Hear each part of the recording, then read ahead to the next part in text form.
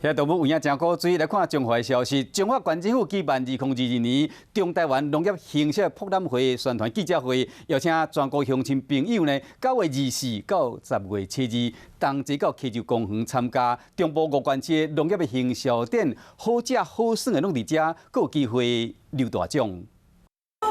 由中华县政府主办的2022中台湾农业行销园艺博览会，活动为9月24到10月7日，隆重9天，在咧溪州公园规划这大展览区，由中华台中南投表绿含分林，作为展览中台湾5县市的农产品。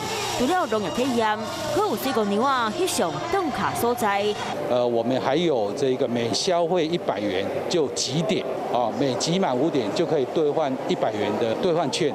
另外，友民大大学工研院和中华县有机农场则会推出智慧循环农业展，会让体验上新的科技种产，学习农业循环饮食概念。最近的文旦也拿到全台湾最棒的文旦。农业博览会有通食，阁有通耍，欢迎民众做伙来这佚佗。 嗨，我是庄宇杰。想要看到更多的新闻内容吗？赶快订阅华视新闻的 YouTube 频道，并且开启小铃铛，跟着宇杰一起看新闻吧。